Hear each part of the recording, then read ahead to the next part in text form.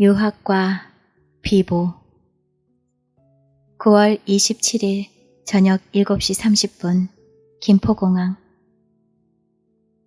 그에 대한 메모. 환송 나온 사람들과 인사를 나누면서 계속 나를 보고 있었음. 가끔씩 내 앞에 와서는 주머니에 손을 넣은 채 날 바라보다가 윤희야 이름 한번 부르고는 긴 한숨. 그가 나의 어머니께 부탁. 어머니, 윤희 얌전하게 기다릴 수 있도록 잘 부탁합니다. 종환 씨에게 윤희한테 전화 자주 해줘. 출구를 나가기 전에 나를 로비 구석으로 끌고 가서는 임마, 난 이제 오빠가 아니야. 너 약혼자야. 나 열심히 해서 빨리 끝낼게. 너를 한참이나 못 보다니. 아침에 눈 떴을 때와 밤에 잘 때 꼭 내 이름 불러. 나도 그럴게. 나에 대한 메모. 울고 싶었지만 울 수 없었음. 웃어야 될 텐데 웃을 수 없었음. 무엇라고 말을 해야 될 텐데 아무 말도 할 수 없었음. 그가 손님들 틈에서 잠시 내게 다가왔을 때 오빠, 내 걱정은 말아요. 나 잘 있을게요. 그가 출구를 나가자 화장실로 달려가 거울 앞에서 눈을 크게, 자주 더 크게 뜨려고 애를 썼음. 밤 11시경 동경에서 전화. 윤희야. 네. 괜찮지? 네. 임마, 네가 벌써 보고 싶다. 나 도로 서울 갈까? 왜 말 안 해? 말해봐. 사랑해요. 윤희야, 나 비행기 안에서 후회되는 게 있었어. 약혼식 말이야. 내가 너무 고집부린 게 아닌가 싶어. 사실 약혼식이 그렇게 중요했었나 하는 생각이 들었어. 널 너무 묶어놓고 온 것 같아. 아니에요. 하길 잘했어요.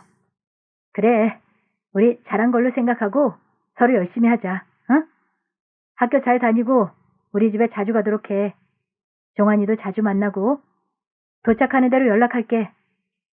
오빠, 안녕히 주무세요. 오빠 아니라고 그랬지? 이제 그렇게 부르지 마. 명령이야. 금방은 안 돼요. 노력할게요. 가을은 이미 깊어 있었고 달과 별들이 외면해버린 어두운 밤은 슬픔이 되어 내 방 안에 가득 머물고 있었다. 나는 이날 잠을 한숨도 이루지 못했다. 당연한 일이지. 어찌 잠이 올 수 있었겠는가. 지금도 가끔 날 괴롭히고 있는 불면증은 이때부터 시작된 것이다. 이제 그는 서울에 없다. 여느 때와 다름없이 내 창가에 햇살이 찾아들고 9월의 신선한 바람은 나뭇가지를 희롱하고 있었다. 그가 서울에 없이 맞이하는 아침은 아무런 의미도 없이 마냥 쓸쓸하기만 했다.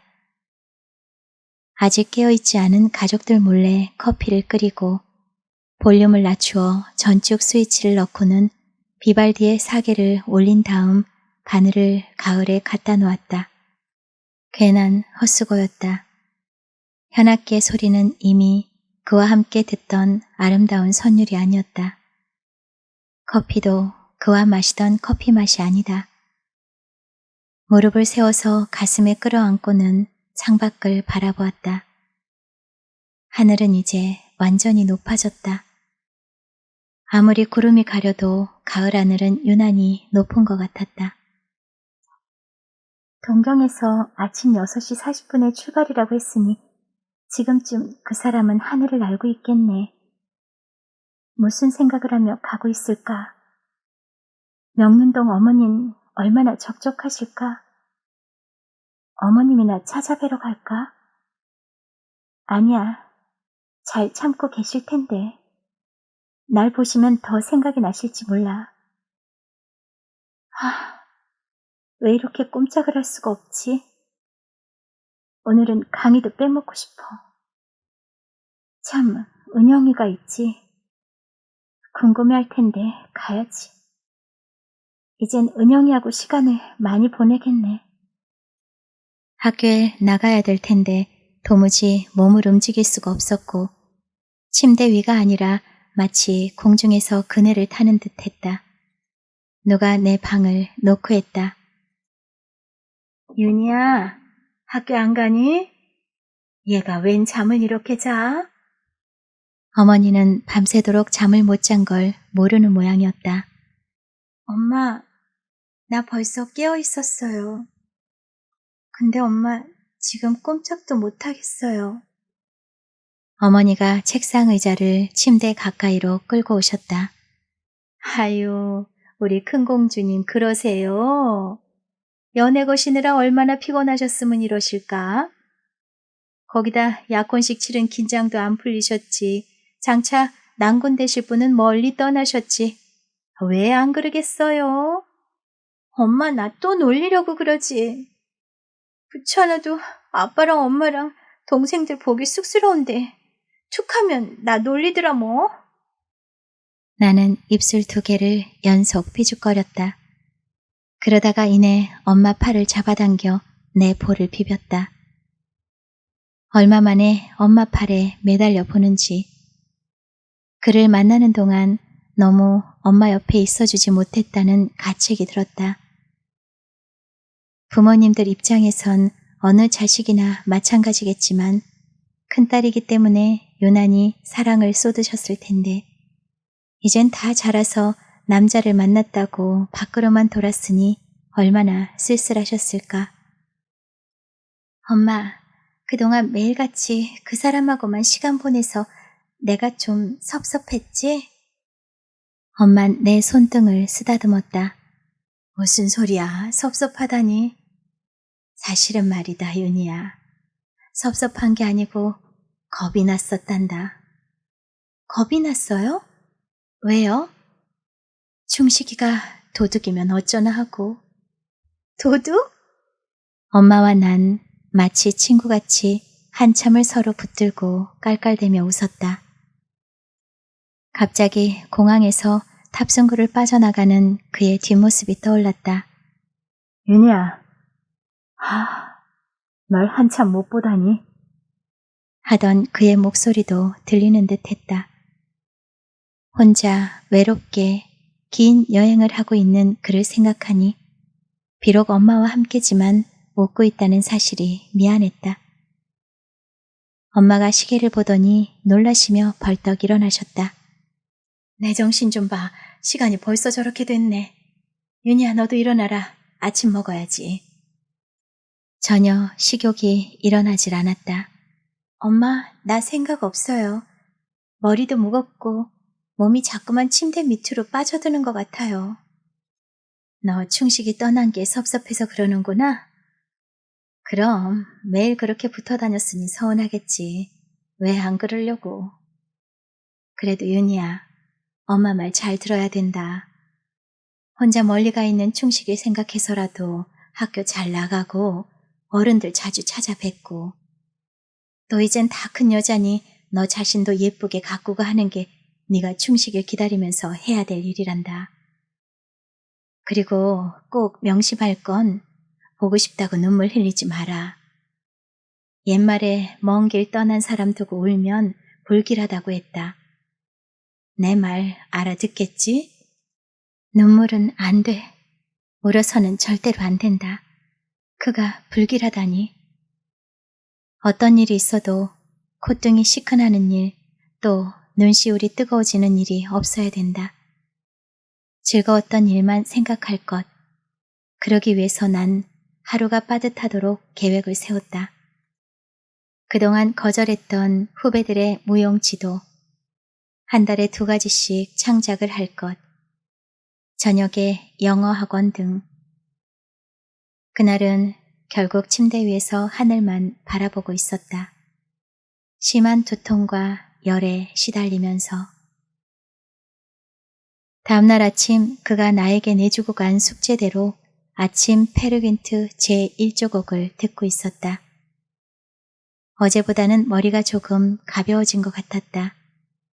전날 계획했던 대로 시간을 짜려면 후배들도 만나고 무용실에 가서 음악 자료도 고르고 해야 되기 때문에 페르켄트를 들으며 등교 준비를 서두르고 있었다. 거실에서 전화벨 소리가 났다. 엄마의 목소리가 좀 크다고 느꼈다. 아이고, 자넨가? 그럼 우리야 잘 있지. 이은이 바꿔줄게. 기다려요. 난 이미 전화기 옆에 서 있었다. 수화기를 잡는 손이 떨리는 듯 했다. 오빠! 순간 엄마가 내 허리를 쿡 찔렀다. 오빠라는 호칭이 우습기도 하고 마음에 안 드셨나 보다. 거기 아침이지? 너 뭐 했어? 페르긴트요. 오늘 아침은 너무 좋군요. 야, 근사한데? 짐 정리하다가 너 생각이 나서 걸었어. 너도 함께면 얼마나 좋겠니? 그렇지, 윤희야? 넌 참 귀엽고 사랑스럽고 말이야. 내가 언젠가 얘기했었지? 내가 널 사랑하는 것은 네가 알고 있는 것보다 더 많이라고. 그의 따스한 음성. 그의 손이 잡고 싶다. 그의 손에 잡히고 싶다. 그의 가슴 속 고동 소리를 들었으면. 고마워요. 내가 두고두고 많이 갚을 거예요. 정말이에요, 오빠. 몇 배로 갚는다니까요. 그가 무엇라고 말을 시작하고 있는데 갑자기 내 손에서 수화기가 빠져나갔다. 나다, 할아버지야. 안녕이고 뭐고 이 녀석아. 부모님이 준 학비를 국제전화로 다 날릴 셈이냐? 전화하지 마라. 편지로 해, 편지로. 알았냐? 이젠 전화해도 안 바꿔준다. 끊어라. 그래, 공부도 중하지만 몸 조심하고. 그날만큼은 할아버진 우리 둘에 있어 큰 회방꾼이셨다. 전화를 끊으신 후 할아버지는 내 손목을 끌고 별채로 내려가시더니 무릎을 꿇게 하셨다. 윤희 너 철이 없어도 한참 없구나. 충식이가 어디 놀러 가내냐? 부모 돈 받아 공부한다고 갔는데 용돈이 그놈의 전화 요금으로 다 나가겠다. 전화하는 그 녀석도 녀석이지만 그렇게 할 말 다 하고 끊게 하는 너도 참 한심하기 짝이었구나. 충식이 그 녀석 분명히 저희 집엔 전화 2번씩이나 안 했을 거다. 그 댁에서 알면 네가 미움을 산다는 걸 알아둬. 앞으로 또 전화가 오면 비싼 전화 걸지 말고 편지로 하라고 잘 말해. 너도 용돈 아껴 쓰고. 요새 끼니 걱정하는 집이 꽤 있다고 그러더라. 없는 사람들 도와주지 못할 망정 흥청거리지는 말아야지. 그랬다. 그분 말씀대로 난 철이 없어도 한참이나 없는 모양이었다. 그러지 말라고 해야지. 그래도 전화를 빼앗는 건 너무하셨어. 울면 안 돼. 멀리 있잖아. 불길하대. 그 후로 난 전화 벨소리에 무신경이 되었다. 돌이켜보면 나는 그동안 학교 생활에 소홀함이 없지 않았었다. 강의만 겨우 빠지지 않았다 뿐이지 무용 연습이며 도서관 이용은 거의 못하고 있던 상태였다. 그 사람은 공부만을 위해 가족과 친구들 그리고 사랑하는 내 곁을 떠났는데 마냥 시간을 낭비할 수는 없는 일이었다. 방학을 맞이한 국민학생처럼 빠듯한 계획을 세웠다. 아침 7시경이면 도서관에 도착하는 걸로 시작해서 일주일에 3번씩 후배들의 기본 동작 지도를, 나머지 날은 나의 작품을 구상하고 저녁엔 영어학원 등 10시가 되어서야 집으로 돌아왔다. 아침에 집을 나설 때면 저만치 골목 입구에나 그리고 도서관 창밖에, 어둠이 내릴 무렵에 무용실을 나서면 운동장 스탠드에 늘 그의 모습이 보였다. 그러나 그의 모습은 일순간에 지나가고 그가 곁에 없는 현실이 나로 하여금 무척이나 외로움을 느끼게 해주었으나 그럴 때마다 즐거웠던 순간들을 떠올리며 혼자 피식 웃고는 했다. 후배들은 깍쟁이 선배가 웬일이냐면서도 무척들 좋아하였고 더구나 아침 도서관에는 은영이가 함께 나왔기 때문에 힘든 것을 못 느꼈다. 그러나 머릿속에는 늘 그의 생각이 떠나질 않았고 그때마다 그의 사랑을 받기만 한 것 같아 미안하고 후회되는 일은 있어도 나쁜 추억은 하나도 없었다. 그가 떠난 후 모든 사람들은 마치 우울증에 걸려있는 듯하였다. 명륜동 어머니는 늘 절에서 살다시피 하였고 아버님께서도 목소리에 힘이 없으셨다. 바쁜 하루 일과 중에서 명륜동 방문 종환 씨와 만나고 하는 동안 벌써 그가 떠난 지도 10일 정도가 훌렁 지났다. 편지가 도착할 때가 아닌 줄 알면서도 집에 들어가면 누가 그의 편지를 전해줄 것만 같아서 식구들의 눈치만 보고 했는데 그날 방에 들어가니 책상 위에 항공 봉투가 놓여있지 않은가. 겉봉을 확인할 겨를도 또 필요조차 없었다. 필적은 따뜻하고 부드럽게 나를 보고 미소 지으며 내 귀여운 윤희야 하며 나를 부르고 있었다. 아직 긴장이 안 풀린 상태지만 곧 적응할 자신이 있다. 짐 정리는 다 되었고 당분간이나마 식사는 선배가 해결해준다. 책상에 너의 사진을 놓고는 시간이 있을 적마다 들여다본다. 이것 때문에 선배한테 핀잔을 들었다. 너의 긴 머리카락을 만지고 싶다. 명륜동에 자주 가고 안 가는 날엔 전화를 걸도록 해라. 필요 없이 돌아다니지 말고 공부 열심히 하고 내 생각 날 때에는 음악을 들을 것. 내 기억으로는 이런 내용이었던 것 같다. 옷을 갈아입지도 않은 채 나는 미리 준비해 놓았던 편지지를 꺼냈다. 오빠. 아니야, 편지로까지 오빠라니. 공항에서 이제는 오빠가 아니라고 말했잖아. 충식 씨. 오빠가 웃겠네. 겨우 호칭을 써놓고는 멍하니 앉아 있었다. 가슴속 깊은 데서 뜨겁게 끓어오르는 그에 대한 감정이 도무지 표현이 되질 않았다. 겨우 안부와 이곳의 소식을 몇 글자 적고는 내 유치함에 발동이 걸렸다. 당신을 어떻게 사랑하느냐고요? 헤아려 보죠. 비록 그 빛 안 보여도 존재의 끝과 영원한 영광에 내 영혼 이룰 수 있는 그 도착할 수 있는 곳까지 사랑합니다. 태양 밑에서나 또는 촛불 아래서나 나날의 얇은 경계까지도 사랑합니다. 권리를 주장하듯 자유롭게 당신을 사랑합니다. 칭찬에서 돌아서듯 순수하게 당신을 사랑합니다.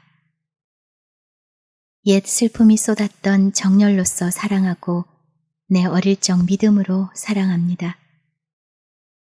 세상 떠난 성인들과 더불어 사랑하고 잃은 줄만 여겼던 사랑으로서 당신을 사랑합니다. 나의 한평생 숨결과 미소의 눈물로써 당신을 사랑합니다. 주의 부름받더라도 죽어서 더욱 사랑합니다. 브라우닝의 당신을 어떻게 사랑하냐고요 에서 자기 말은 삼키고 내 마음과 같다는 핑계를 들어 남의 시나 베껴서 보내는 나는 참으로 어이없고 형편없는 여자였다. 그러나 그는 나의 이런 유치함까지도 사랑을 하고 아껴주었다. 이 시를 적어서는 책상 위에 붙여놓았다고 다음 편지에서 알려주었다. 어느 날 토요일이었던 것 같다. 종환 씨에게서 만나자는 연락이 왔다. 매일 그를 생각할 때마다 가고 싶던 곳, 추억의 장소인 카사노바에서. 그는 자주 전화를 했었지만 내가 밤늦게야 집에를 들어가기 때문에 통화를 못하고 있던 참이었다. 내가 종환 씨의 사무실에 전화를 해도 되었겠지만 여러 번 밝혔듯이 나의 못난 성격 때문에 여러 번의 망설임으로만 지나쳤었다. 카사노바는 그대로였고 우리가 자주 앉던 테이블에 종환 씨가 담배를 피우고 있었다. 종환 씨 옆에 꼭 그 사람이 앉아서 날 보고 손을 드는 것 같아 빈 의자로 웃음을 보내며 걸어갔다. 종환 씨의 눈치는 무서울 정도였다. 충식이가 내 옆에 있는 것 같아요. 대단하시네요. 무한하잖아요. 다음엔 모른 척 할게요. 그동안 아무 일 없었죠? 왜 그렇게 늦게 들어가요? 충식이한테 일러야겠어요. 윤희 씨 혼나는 거 오랜만에 보고 싶은데요. 내가 혼나면 자기가 도와줄 거면서. 해방이잖아요. 놀러 다녀요. 매일 밤늦게까지요. 일러도 괜찮아요. 든든한 해결사가 지금 내 옆에 있잖아요.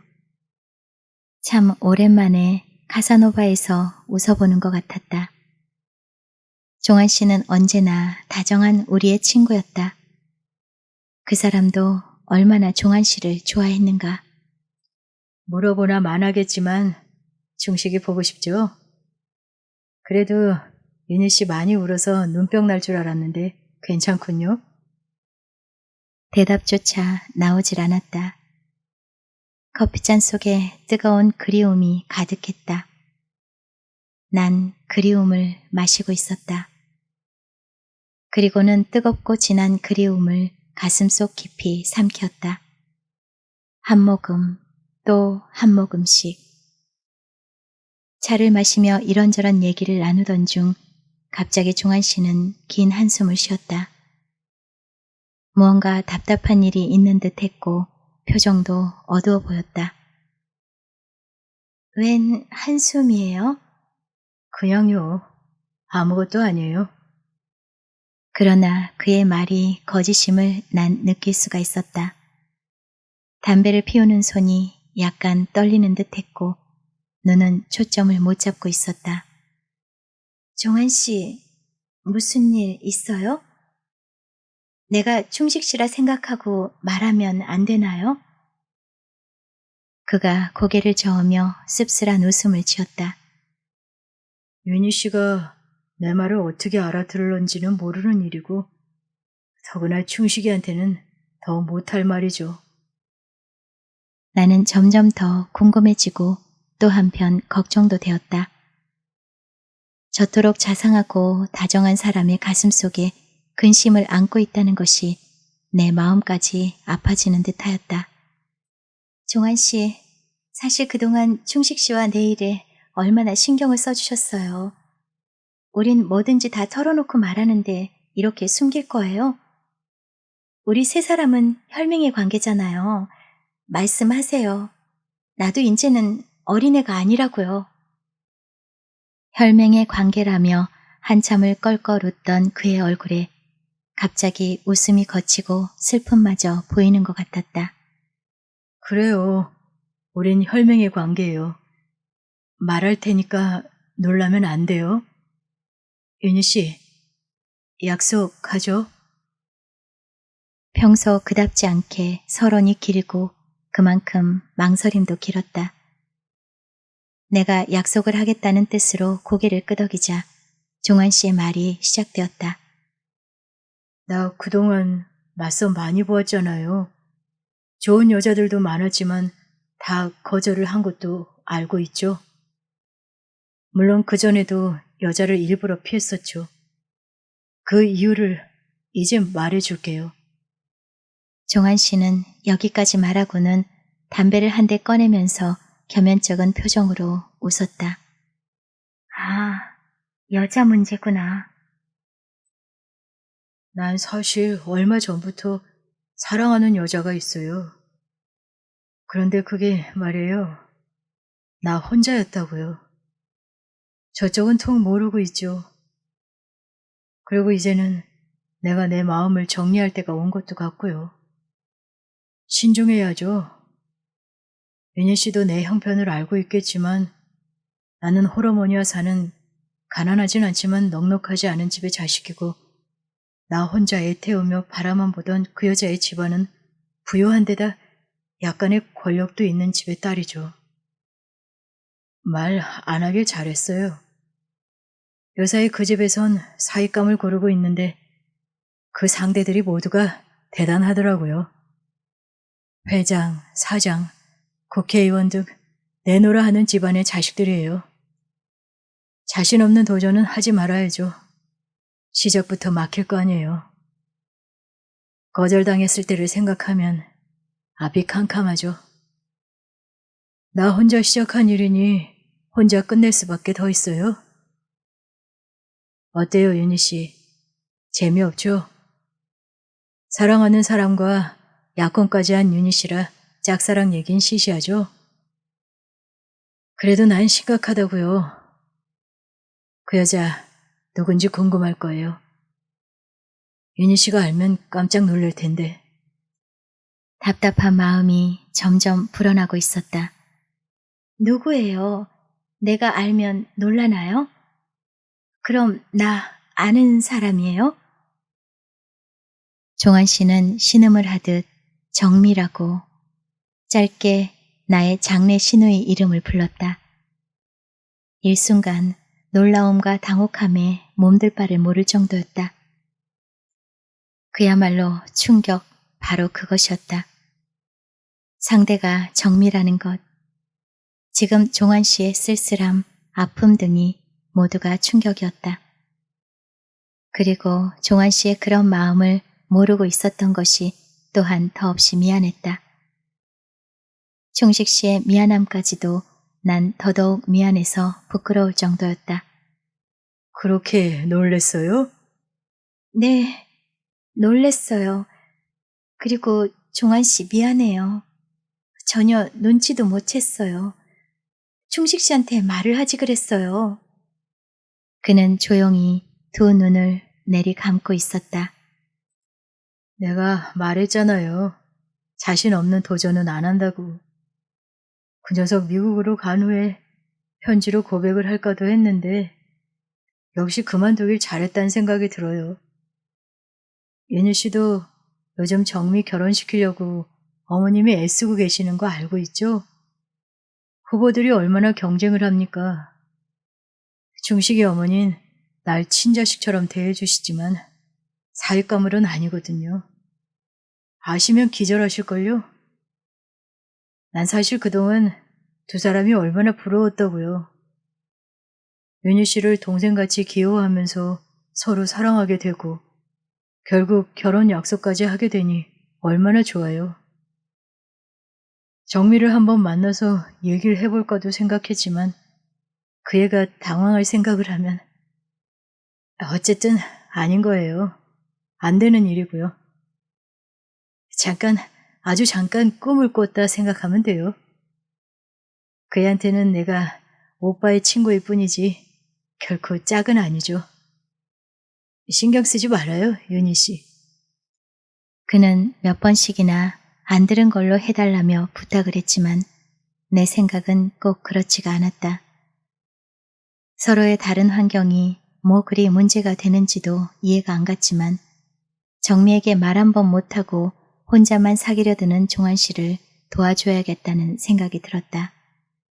제가 정미 씨를 만나서 넌지 씨 말을 비춰볼까요? 순간 그는 펄쩍 뛰었다. 절대로 안 돼요. 절대로. 그리고는 손을 저었다.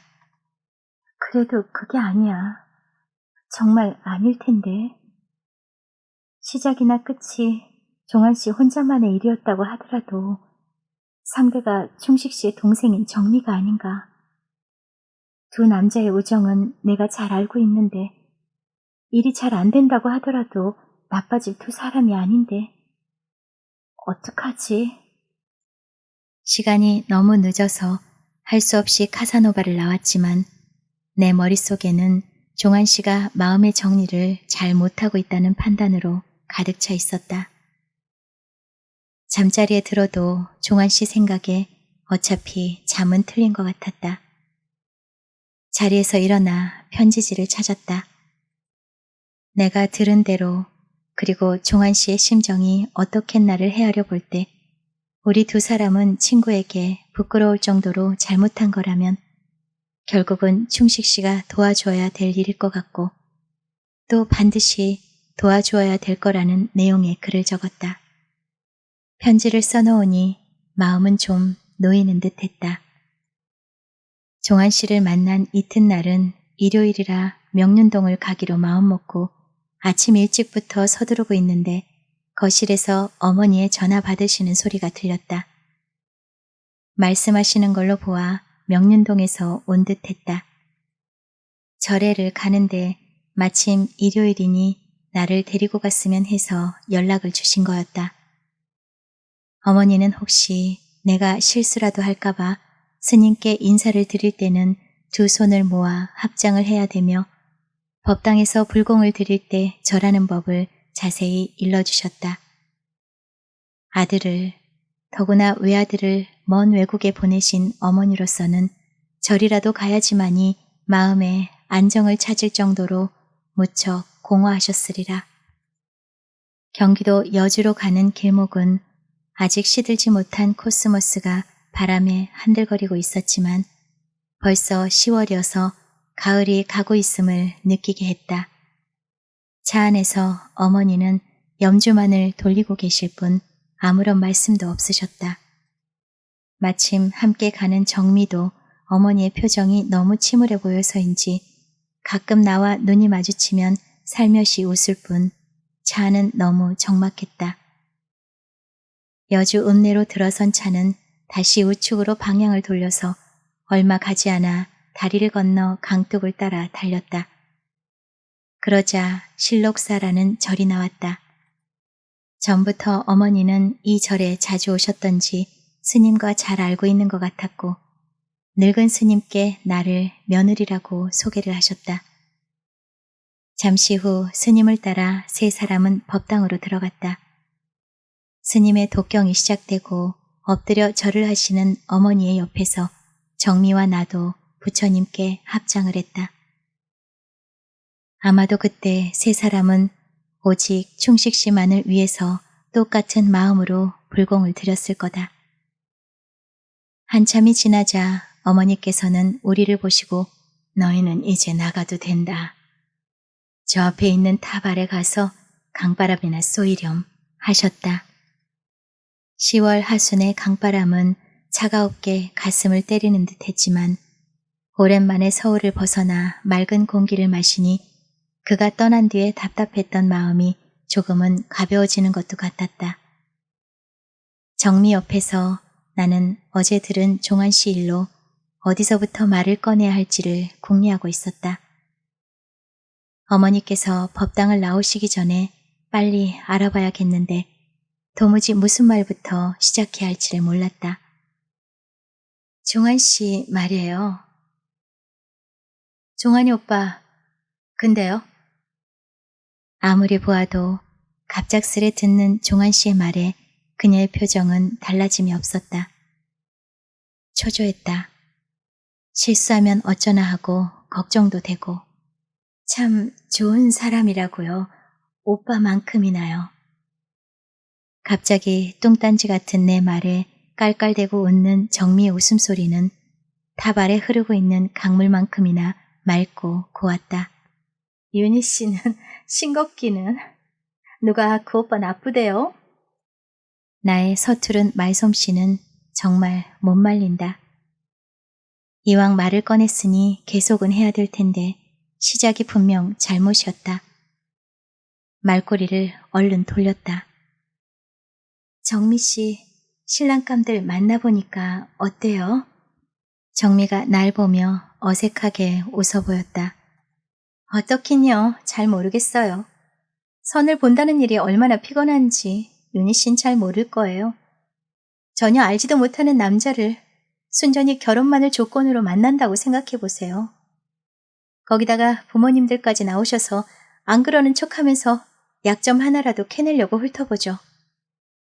그런 생각하면 참 재미없는 자리예요. 정미 씨, 반드시 부잣집 남자라야지 돼요? 정미가 내게 눈을 흘겼다. 윤희 씨는? 그렇지 않아요. 없는 것보다 있는 편이 낫긴 하겠지만 꼭은 아니에요. 그렇다면 정미 씨 가까운 주위에서 찾아보세요. 있을 것도 같아요.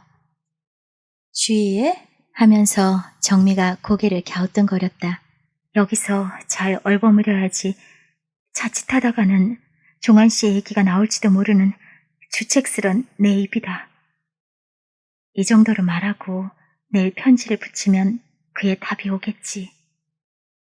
네, 주위에 라고 말하려고 하는데 어머니께서 법당을 나오시는 모습이 보였다. 후에 그의 답장은 이러했다. 종환이와 내가 천안 매부 사이라 아주 근사한데? 아직은 어머니께 말씀드리지 말고 정미와 직접 부딪혀보라고 종환이에게 편지 보냈다.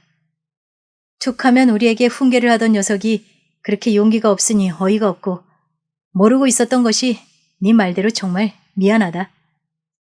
그가 떠난 후 얼마간은 남아있는 듯한 그의 흔적은 이제 서울 어느 곳에도 찾아볼 수 없었다. 카사노바, 화계사 숲길, 신촌의 복지와 왕자 다방, 그리고 우리 집 근처의 기찻길 등을 기웃거려 보았으나 아무 곳에도 그의 흔적은 없었다. 아무리 노력하여도 잘 되지 않는 헤매의 시간, 끊임없이 날 쓸쓸하게 하는 그에 대한 그리움, 그리고 몇 차례의 편지, 전화, 명륜동 방문, 종한 씨와의 만남 등 이러는 중에 벌써 11월의 마지막이 되고 있었다. 떨어져 있는 동안의 그리움은 쌓여서 아픔이 되고 또다시 아픔은 가슴속 깊이 박혀 우리의 사랑은 점점 깊어지고 있었다. 가을이 시작될 무렵에 서울을 떠난 그 사람은 찬바람이 불 때까지 몇 줄 안 되는 짧은 편지를 계속 보내주었다. 윤희야, 임마라고 부르면서 아주 짧은 말로 어느 때는 날 웃기기도 하고 어느 때는 울리기도 하였다. 내게 편지를 보낼 때는 반드시 할아버지나 부모님께로도 문안 편지를 드렸고 나에게보다는 몇 배로 길게 쓴 그의 편지에 어른들께서도 무척 흐뭇해하셨다. 오늘은 도무지 공부가 안 되는구나. 온종일 네 생각뿐이었다. 너도 그럴까 하고 생각하다가 안 그럴지도 몰라 라는 결론이 나오자 아예 책을 덮어버렸다. 나의 졸렬함은 순전히 너 때문에 생긴 거다. 너 책임지도록. 어젯밤에는 너를 만났다. 잠은 4시간 이상 안 잔다는 결심이었는데 너하고 노느라고 무려 6시간이나 잠을 자게 되었다. 2시간은 나중에 돌려줘야 된다.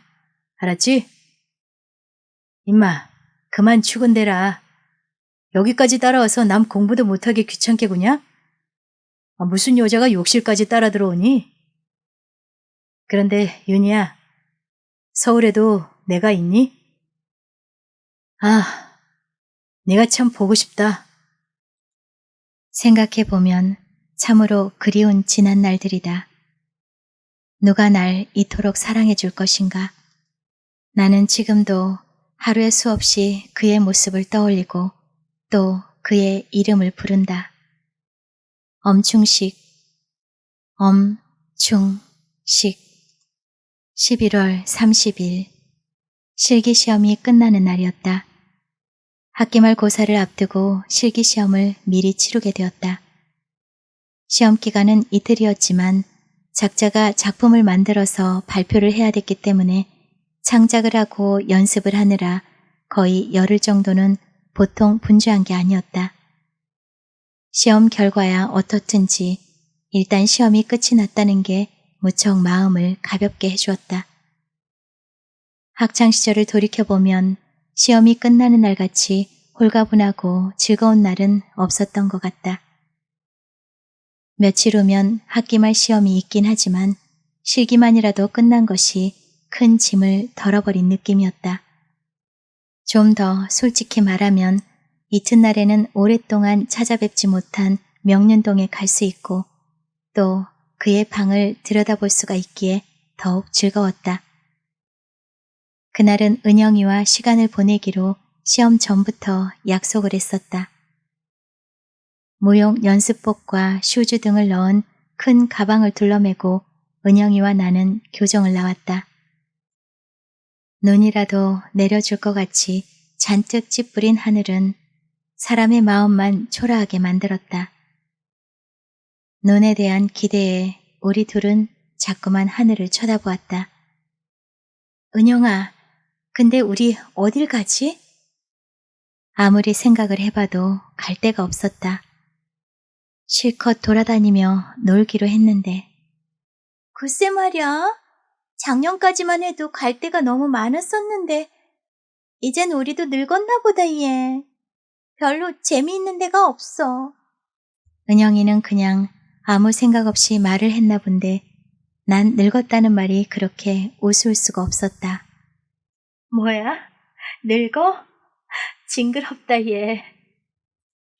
내가 깔깔대고 웃는 것이 이상한지 날 쳐다보다가는 자기도 웃음을 터뜨리고 말았다.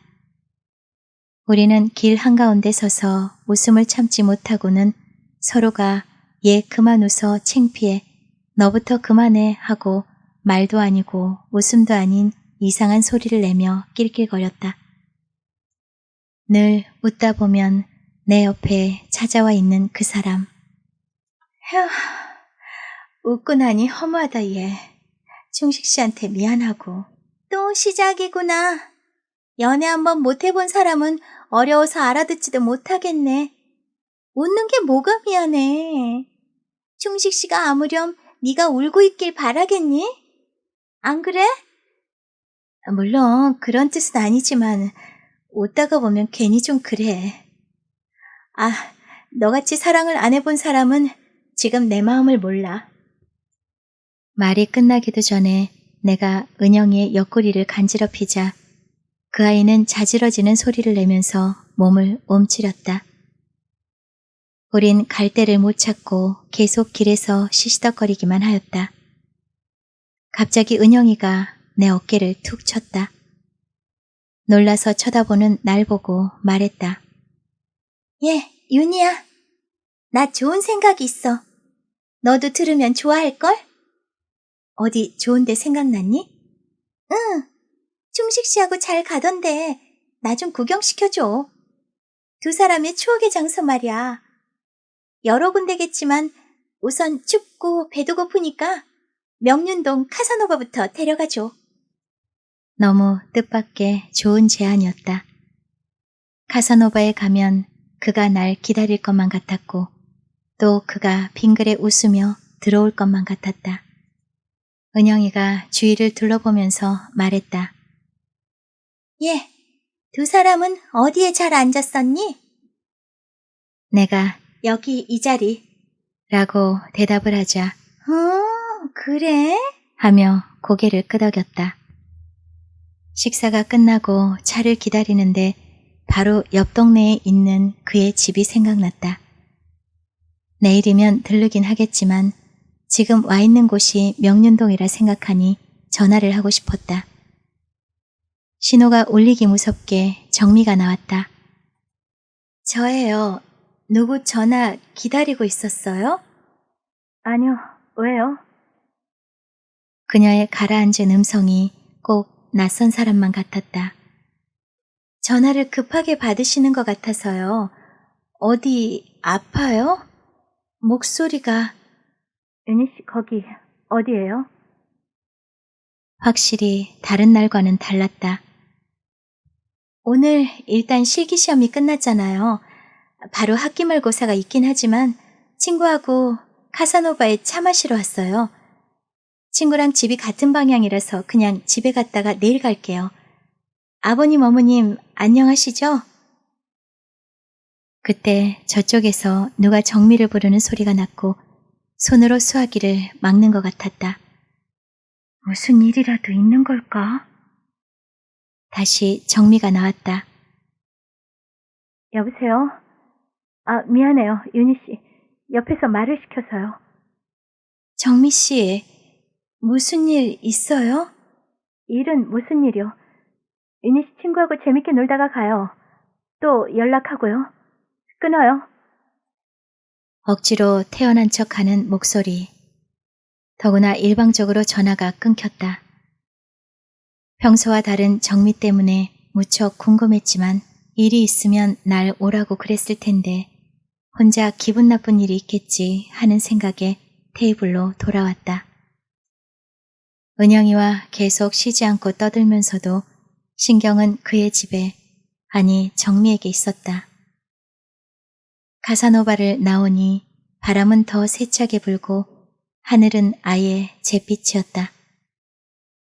나는 정미의 전화가 마음에 걸렸지만 신경을 안 쓰기로 했다.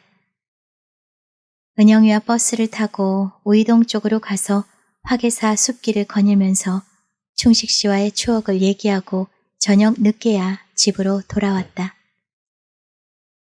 평소 나의 인사, 특히 귀가 인사는 요란했다. 때문에 들어서자마자 큰 소리로 할아버지 다녀왔습니다. 엄마 나야. 큰언니 왔다 하면서 수선을 떨기 일쑤였다. 그런데 그날은 이상하게 아무도 내다보질 않았다. 정미 때문에 신경을 곤두세웠던 나를 우리 집 분위기마저 긴장시키고 있었다.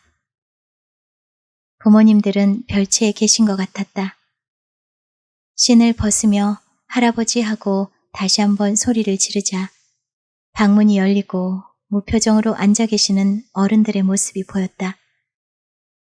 늦는다고 미리 허락을 받았는데 나 때문은 아닐 테고 전혀 예감이 서질 않았다.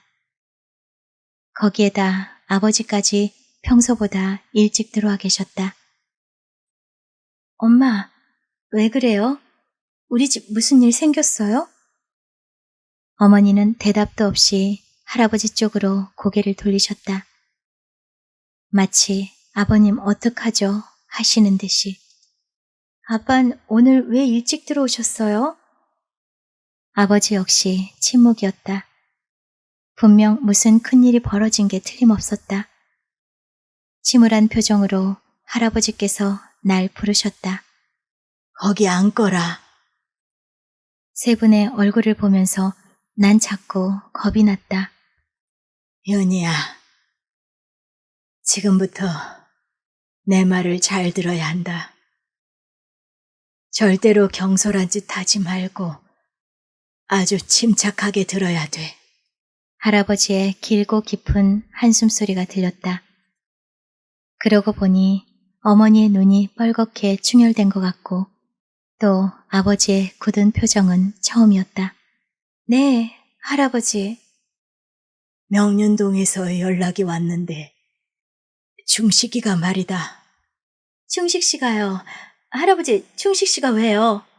경솔하지 말 것, 침착할 것의 약속은 지킬 수 없었다. 너 이러면 말 못한다. 조용히 들어. 네, 알았어요, 할아버지. 나는 가슴이 막히는 것만 같았고 방바닥은 자꾸만 아래로 꺼져가는 것 같았다. 윤희야, 놀라지 마라. 중식이가 글쎄 많이 다쳤단다. 사고가 났다는구나. 네? 뭐라고 할아버지는 계속 말씀을 하고 계셨지만 내 귀엔 하나도 들리지가 않았다.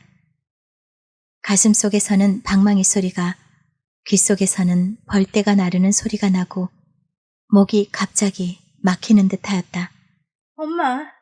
엄마가 말해줘. 크게 말하라고. 할아버진 답답해. 답답하단 말이야. 충식 씨가 어떻다고.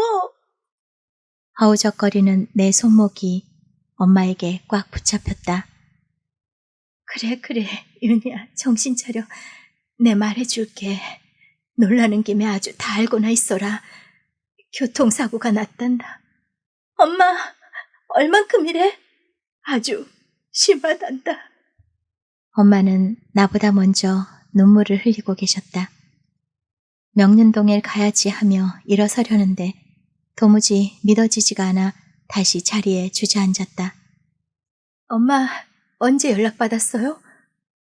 아까 낮에 그랬었구나. 정미가 왜 그렇게 전화를 받았는지 이제야 이해가 갔다.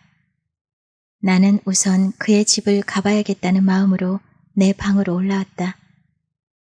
동생들이 거실에 모여 앉아 울상들을 지은 채 날 바라보고 있었다. 방문을 여는데 도 손잡이를 돌릴 수 없을 정도로 온몸에 맥이 빠져 있었다. 책상 위에는 그이가 한 손으로 내 어깨를 감싸고 희죽이 웃고 있었다. 아니, 내가 그이의 한 팔에 안겨서 생글거리고 있었다. 우린 잘 있잖아. 그리고 우린 서로 잘 있어야 했다. 거짓말이었으면 꿈은 아닐까. 거짓말이고 꿈이라도 이건 너무해. 오빠, 충식이 오빠, 충식씨, 죽지만 말어. 알았지? 알았어? 다친 건 괜찮다고. 죽지만 말라니까. 죽지만 않으면 돼. 내가 지금 왜 이래? 죽다니. 나는 이 방정 때문에 안 된다니까. 조금 다친 사람 보고 죽지 말라니. 너무 불길해. 그런 생각 하지 마. 불길하다니까. 하지 마. 하지 마. 하지 말라고. 내 생각이 너무 무서워 두 손으로 머리를 움켜쥐었다. 그러나 내 마음 한구석에서는 죽으면 안 돼, 죽지 마라고 소리를 지르며 두 생각이 서로 다투고 있었다. 일단 명륜동에 전화를 걸어야겠다는 생각에 거실로 나가는데 어머니의 부축을 받고서도 무릎에 힘이 없어 자꾸만 주저앉으려고만 했다. 소파에 있는 가족들의 얼굴이 내게서 가까워졌다가는 멀어지면서 심한 현기증이 일어났다. 전화기의 다이얼은 마치 바람개비가 돌고 있는 듯해서 숫자를 찾을 수가 없었고 내게서 수화기를 빼앗는 어머니의 손도 몹시 떨렸다. 여보세요. 접니다. 지금은 뭐라 아무런 말씀도 못 드리겠습니다. 윤희가 왔어요. 네, 다 말했습니다. 걱정했던 것보다는 괜찮습니다. 윤희 걱정은 나중에 하세요. 저희가 알아서 하겠습니다. 그쪽 어머닌 내 걱정을 하고 계시나 보다. 고마우신 분. 도대체 지금 어머니의 심정은 어떡하실까? 총식 씨가 떠난 후 거의 매일이다시피 불공을 드렸는데 부처님도 다 소용이 없는 것일까? 생각을 여기까지 하다가 깜짝 놀라서 나도 모르게 고개를 흔들었다. 그래도 부처님께서 보살피시어 큰 부상이 아니었으면 하는 마음에 속으로 나무 관세음 보살을 외치며 합장했다. 윤희를 그리 보내겠습니다. 아니에요. 당연히 가야죠. 저희가 잘 일러서 보내겠습니다. 정말 당연히 가야 하는데 내 걱정을 하시어 못 오게 말리는 것 같았다. 어머니가 수화기를 내려놓다 말고 다시 귀에 갖다 댔다. 여보세요. 아, 네. 기다리세요. 어머닌 내게 수화기를 건네주면서 울지 말고 얘기해 하셨다. 어머니. 난 그리 침착한 편이 못 되었다. 현이야. 어머니의 음성은 벌써 울다 지친 듯한 목소리였다. 어머니, 어떡해요? 충식씨 어떡해요? 혼자서 얼마나 아프겠어요, 어머니. 결국 울음을 터뜨리고만 나는 아주 경솔하기 짝이 없었다. 윤희야, 우리 울지 말자. 네 말대로 그 아이는 혼자 얼마나 힘들겠니. 충식이 생각해서 우리 울지 말자꾸나. 그리고 연락할 때까지 집에서 기다리도록 해라. 나야 좋지만 부모님들 걱정하신다. 어머니만 좋으시면 됐어요. 지금 곧 떠날게요. 어떻게 해서든지 정신을 차려야 했다.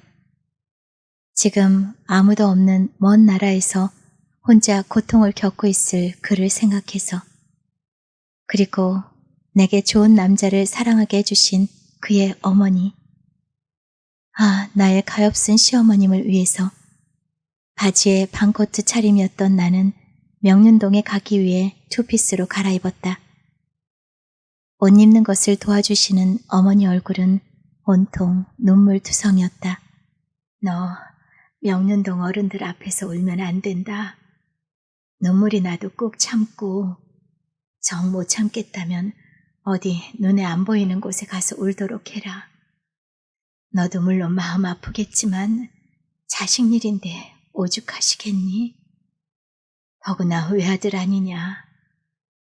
엄마 말 알아듣겠니? 어머니의 말씀을 건성으로 들으면서 집을 나섰다.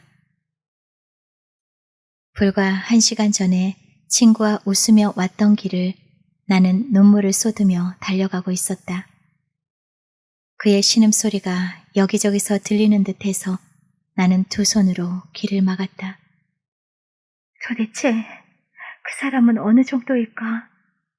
어른들이 심하다고 하면 정말 많이 다친 것일 텐데 고통이 얼마나 심할까? 그리고 그 고통을 참느라 얼마나 외로울까? 외로움을 느낄 수 있도록 의식이나 있는 건지 어떻게 해서 이런 일이 일어날 수가 있단 말인가? 택시에서 내려 골목을 들어서다 말고 멀리 해화동 로타리 쪽을 바라보았다. 불과 얼마 전 은영이와 함께 차를 마시며 그의 얘기를 하던 카사노바의 불빛이 보였다. 거기에 그 사람이 앉아서 날 기다릴 것만 같았다. 골목에서는 바람이 세차게 빠져나오고 있었다. 이상한 소리를 내면서 골목을 나오고 있는 바람을 타고 그가 잘 바르던 상쾌한 스킨 냄새가 다가왔다. 나는 그 이후 조금만 바람이 불라치면 그때의 스킨 향기가 섞인 바람이 생각난다. 한 발 한 발 그의 집을 향해 발걸음을 옮기며 난 계속 그의 이름을 부르고 있었다. 오빠, 충식이 오빠. 아, 충식씨. 집 앞에는 승용차가 몇 대 서 있고 대문은 활짝 열려 있었으며 정원과 집 안에는 불이 환히 켜져 있었다. 대문을 들어서다 말고 2층에 그가 쓰던 방을 올려다보았다. 커튼이 양쪽으로 단정히 묶여져 있었다. 그 가운데 남자가 날 내려다보고 있었다. 전혀 낯설지 않은 그 남자에게 난 하마터면 손을 마구 흔들 뻔했다. 그는 종한 씨였다. 재빨리 커튼 뒤로 몸을 숨기는가 싶더니 곧 울음을 터뜨릴 것 같은 얼굴을 하고 현관 앞에 나타났다. 종한 씨. 왠지 고개를 들 수가 없어서 현관 바닥만 내려다보았다. 윤희 씨. 그도 고개를 푹 떨구고 있었다. 어느 정도예요? 심하대요. 아주 많이. 들어갑시다. 그가 뒤돌아 서려고 하는데 내가 불렀다. 종환 씨, 나 물어볼 게 있어요. 미안해요. 말해봐요. 오빠가 그렇게 많이 다쳤대요? 의식은 있대요? 종환 씨, 그 사람... 아니에요. 생명에 지장은 없냐고 물어보려다 그만두었다. 종환 씨는 날 물끄러미 쳐다보더니 안으로 들어갔다. 거실에는 몇 사람이 앉아있거나 서성거리고 있었으나 누구 하나 말을 하고 있는 사람이 없었기 때문에 집안은 너무 조용해서 흡사 빈집 같았다. 종환 씨가 안방 앞에서 문 손잡이를 잡은 채 날 보고 있었다. 울지 말아야지. 울면 안 돼. 절대로 안방에서 울면 안 돼. 안방에는 어머니께서 비스듬히 누워 계시고 아버님과 약혼식 때 한 번 뵌 적이 있는 작은아버님 정미가 있었다.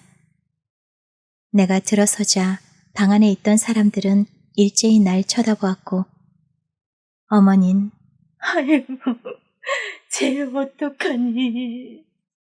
하시며 울음을 터뜨리셨다. 난 울음을 참으려고 노력을 하지 않아도 되었다. 감히 그분들 앞에서 울 수가 없거니와 그들의 슬픔에 비해 나의 슬픔은 아주 작은 것이었다. 어머니는 그를 기르시며 얼마나 많은 꿈을 가졌을까. 아들을 떠나보낸 후 거의 시간을 절에서 보냈건만 사실 속마음은 얼마나 허전하고 아들이 그리웠을까. 또한 아버님은 남자분이라 일일이 감정을 밖으로 표출시키지 못하고 혼자 억누르느라 무척이나 힘드셨으리라. 아마도 잠 못 이루시는 밤이 여러 날 되었겠지. 정민은 또 어떠했으랴. 단 남매뿐인 형제. 그 오빠가 너희 동생을 얼마나 기워했는지는 내가 너무도 잘 안다. 정말 그분들에 비해 내가 그를 그리워하는 마음은 아주 작은 것이었으리라. 잠시 후 전화벨이 울렸다. 통화 내용으로 보아서 미국에서 온 듯하였다. 아버님께서는 한 손에 수화기, 한 손에는 담배를 들고 계셨는데 두 손이 몹시 떨렸으며 이마에서는 땀이 흐르고 있었다. 전화를 끊으신 후 아버님은 마음들 단단히 먹고 있어. 지금 상태로는 가망이 없어. 어디서부터 손을 써야 할지 모를 지경이래. 내가 내일 미국으로 가야겠어. 라고 말씀하시더니 날 물끄러미 바라보았다. 윤희야, 목이 메이시는 듯했다. 아직은 이른 얘기지만 네가 걱정이구나. 집에서 걱정하실 텐데 일찍 가도록 해라. 지금은 너에게 해줄 말이 별로 없단다. 아버님은 종한씨더러 날 바래다 주라고 말씀하셨다. 그날 밤 내가 있을 자리는 명륜동인 것만 같았는데 모두 내가 집으로 가기를 원하고들 계셨다. 아니에요, 아버님. 저 오늘 여기 있게 해주세요. 안 된다. 지금 갔다가 내일 다시 오렴. 늦었다. 빨리 일어나도록 해라. 종환이가 바래다 주는 거 거절하지 말고. 나는 혹시나 하고 어머니를 쳐다보았으나 그분의 생각도 마찬가지였다. 그래, 윤희야. 아버님 말씀대로 따라라. 가망이 없다는 것은 아직은 작은 희망이 있다는 얘기다. 우리야 자식 일이지. 너는 아직 나이도 어린데 벌써 절망하면 안 되지. 어른들 시키는 대로 하고 종환이를 따라 나서거라. 더 이상 고집을 부릴 수가 없어서 인사를 드리고 안방을 나왔다. 거실을 지나 현관으로 나오려다 말고 2층으로 가는 계단을 보았다. 그의 방에 가보고 싶은 마음에 계단을 올라갔다. 종한 씨도 뒤따라오는 듯 했다. 그의 방문은 열려 있었고 그곳에서 정미가 울고 있었다. 그이가 쓰던 책상에 앉아 사진을 보며 울고 있는 정미를 보자 그동안 참아왔던 울음이 왈칵 솟구쳐 나왔다. 문가에 서서 창문을 보니 거기에 그이가 서 있는 것만 같았고 날 오라고 손짓하는 것도 같았다. 저 창가에서 날 안아주며 내가 널 사랑하는 건 네가 알고 있는 것보다 더 많이야. 하던 그였다. 그의 넓은 가슴이 너무나도 그리웠다. 정민은 계속 울고 있고 종한 씨는 담배만 피우고 있었다. 그리고 난 창문만 바라보고 서 있었다. 종한 씨가 정미에게로 가까이 갔다. 정미야, 그만 진정해. 정미가 고개를 들고 종한 씨와 나를 번갈아 가며 쳐다보았다. 종환이 오빠, 우리 오빠 괜찮겠죠? 그래, 괜찮아야지. 울음을 참고 서로 마음으로 기도하고 있자고. 그 녀석은 절대로 나쁘게 되질 않을 거야. 워낙 좋은 녀석이라서. 난 믿어. 그리고 부모님들께서 얼마나 애타시겠니? 우리만이라도 정신 차리고 있어야지. 윤희 씨도 오늘 여기 있고 싶어 했는데 부모님 생각해서 집으로 가는 거야. 정미가 눈물을 닦으며 날 바라보았다. 윤희 씨, 오빠가 미국으로 떠나기 싫어한 거 모르죠? 난 그 사람에 대해서 모르는 것이 또 있단 말인가. 괜히 가기가 싫다고 나만 보면 말했어요.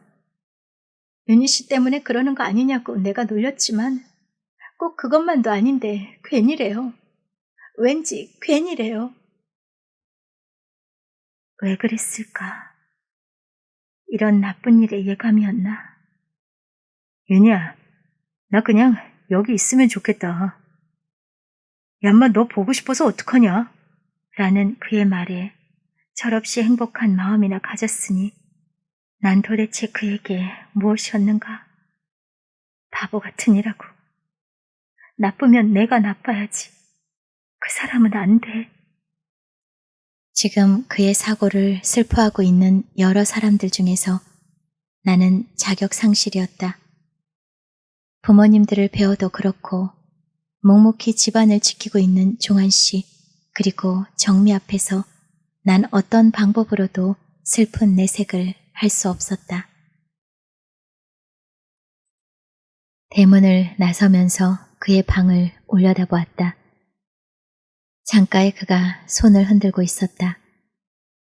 자꾸만 뒤를 돌아다 보면서 골목을 간신히 빠져나와 택시를 잡으려는 종한 씨를 말려서 창경원 담을 끼고 비원 쪽으로 걸었다.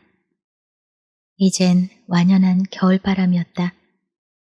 내 얼굴을 그리고 가슴을 때리는 바람에선 그의 아파하는 신음소리가 들렸고 또 그의 스킨 냄새가 내 코를 간지럽히고 있었다. 아무 말 없이 걷다 보니 비원 앞이 보였고 그때서야 내가 먼저 입을 열었다. 종한 씨, 왜 사고가 났대요? 종한 씨의 대답은 한참 뒤였다.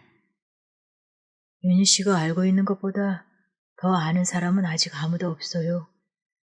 직접 운전하던 차가 충돌했고 중태라는 것밖에는. 한비서가 급히 수속을 하고 있으니 내일 오후엔 아버지께서 떠나실 수 있을 거예요. 그렇게 되면 곧 알게 될 테죠. 담배를 꺼낸 그가 불을 붙이려 하자 바람이 자꾸 방해하고 있었다. 나의 두 손까지 빌어 겨우 불을 당긴 그는 길게 한숨 섞인 연기를 내어 뿜었다. 종한 씨, 이럴 때 난 아무것도 할 게 없나요? 그냥 이렇게만 있으면 돼요? 지금 나도 그런 생각을 하고 있었는데. 종한 씨, 우린 혈맹의 관계잖아요. 그 사람은 우릴 안 떠날 거예요. 그렇죠? 내 말이 맞죠? 지금 그 녀석 생각하면서 슬프지 않은 사람은 아무도 없어요. 하지만 나는 말이에요. 이윤희 씨가 제일 걱정이 돼요. 밤이었지만 그의 침통한 얼굴이 보이는 듯 했다. 제 걱정할 게 뭐 있나요? 그래도 내 생각은 그렇지가 않아요. 기말고사는 언제죠? 일주일 남았어요. 종한 씨는 발을 멈추고 날 바라보았다. 윤희 씨, 시험을 보도록 해야 돼요. 지금 여기 있는 사람은 아무도 충식을 위해서 어떻게 할 수가 없어요. 시험 공부야 안 되겠지만 하여튼 시험은 꼭 봐야 돼요. 알았죠? 지금 시험 걱정을 해야 되다니. 시험이 그리 중한가.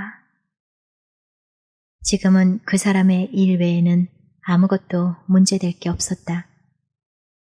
택시 안에서도 종한 씨는 정신 차려라, 울지 마라, 식사는 꼭 해라, 잠을 자야 된다 등 내 걱정을 해주었지만 그의 눈에도 가끔씩 눈물이 고이는 것이 불빛에 보였다.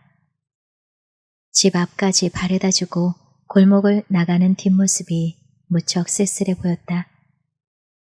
저 사람의 마음을 아무도 위로해주지 않았구나. 친구가 뭘까? 저토록 진하고 따스한 우정의 친구도 또 있을까? 종환 씨. 큰 소리로 그를 부르며 골목을 뛰어갔다. 왜 그래요? 눈물이 나서 견딜 수가 없었다. 차가운 바람이 골목을 후비고 있는데도 내 얼굴은 뜨거워져 있었다. 정환 씨는 괜찮을 거라고 생각한 건 아니에요. 두 분이 얼마나 가까웠어요. 정환 씨 마음을 미처 걱정 못한 게 미안해요. 잘 참고 시험도 잘 볼게요.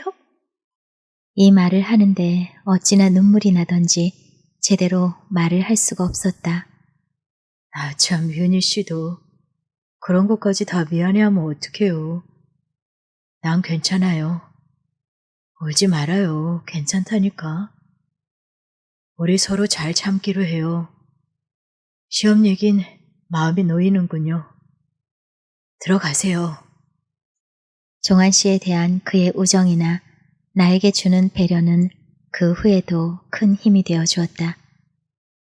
그만큼 다정다감한 사람도 아마 세상에 드물 것 같다. 죽어서도 잊지 못할 사람이었다. 집에 들어와 보니 꽤 늦은 시간이었지만 불 꺼진 방은 하나도 없었고 내가 오는 소리에 모두들 거실에 모여들었다. 근심스러운 얼굴로 날 바라보고 있는 가족들 중 누구 하나도 내게는 힘이 되질 않았으며 못되게도 이유 없이 짜증이 났다. 그 댁은 어떻느냐? 할아버지께서 물었다. 모르겠어요. 모르다니. 더구나 할아버지께 드릴 대답은 아니었으나 퉁명스럽게 대답을 해버렸다. 미국에서는 또 연락이 없었니? 몰라요. 내가 왜 이리 못되었을까? 도대체 사고는 어째서 난 거라니? 몰라요. 끝까지 참으실 노인네가 아니었다. 너 이 녀석, 발해비가 궁금하고 걱정돼서 물어보는데 모르다니. 어디서 배운 버르장머리냐? 나 때문에 사고가 났다니? 나쁜 녀석 같으니라고. 식구들이 지금 얼마나 걱정들을 하는 줄 알기나 알아? 충식이야 물론이지만 사실 우린 네 걱정을 더 안 할 수가 없어. 어쩐지 약혼을 반대하고 싶더라니. 막말로 더 큰 변이나 일어나 봐. 어휴, 생각도 말아야지. 결혼 안 한 것만도 다행으로 여겨야지. 할아버지! 하고 소리를 지른 내 목소리가 어찌나 큰지 온 식구들이 눈을 크게 뜨고 날 바라보았다. 할아버지, 어떻게 그런 생각을 할 수 있어요? 결혼 안 한 게 다행이라뇨. 그럼 만약에 그 사람이... 그만두세요. 어떻게 내 걱정을 더 할 수 있죠? 그런 걱정은 고맙지도 않아요. 난 그 후로 할아버지와는 충식 씨에 대한 말은 한마디도 안 했다. 그리고 예전같이 할아버지를 따르는 일이 없어져 버렸다. 내 방에 들어오니 여전히 그와 나는 책상 위에서 웃고 있었다. 그래, 우린 아무 일도 없어. 괜찮아. 충식 씨는 잘 있는 거야. 그에게 편지를 써야지. 원래 시험 끝나고 편지 쓴다고 했잖아. 편지지를 꺼내어 그의 이름 석자도 다 못 쓰고 난 엉엉 소리내어 울고 말았다. 윤희야. 밖에서는 문 열라고 엄마가 내 이름을 부르는 것 같았지만 잘 들리지 않았다. 누구든지 오늘 나한테 귀찮게 굴면 나 죽어버릴래. 하고 나는 큰 소리를 질렀다. 지금 생각하면 무슨 행패였는지 모르지만 난 그에게 편지를 쓰기 시작했다. 오빠, 야단치지 마세요. 오늘만 오빠라고 할게요. 정말 오늘은 그러고 싶어요. 시험이 끝났어요. 물론 잘 보고요. 그동안 장작하느라고 너무 힘들었거든요. 그래서 오늘은 은영이와 함께 마음 놓고 놀기로 미리 약속을 해놨어요. 어딜 갈까 망설이다가 카사노바와 화개사를 다녀왔어요. 카사노바도 잘 있고 화개사도 잘 있던데요. 은영이하고 오빠 얘기만 했어요. 흉을 얼마나 봤다고요. 잘 계시는 거죠? 공부는 잘 돼요? 정말 잘 계시는 거죠? 정말이죠? 아무 일 없죠? 미안해요, 오빠. 난 다 알고 있어요. 많이 다쳤어요? 많이 아픈가요? 아무리 아파도 서울에 있는 오빠를 사랑하는 모든 사람들을 생각하고 있는 거죠. 아플 때는 우리를 생각해야 돼요. 그래서 힘을 내야 돼요. 그리고 오빠를 위해서 어떻게 해야 될지 이것조차도 모르고 있는, 그래서 그냥 여기 이렇게만 있는 날 용서해 주세요. 제발 용서해 주세요. 윤희가 오빠를 사랑하는 것은 오빠가 알고 있는 것보다도 더 많이 해요.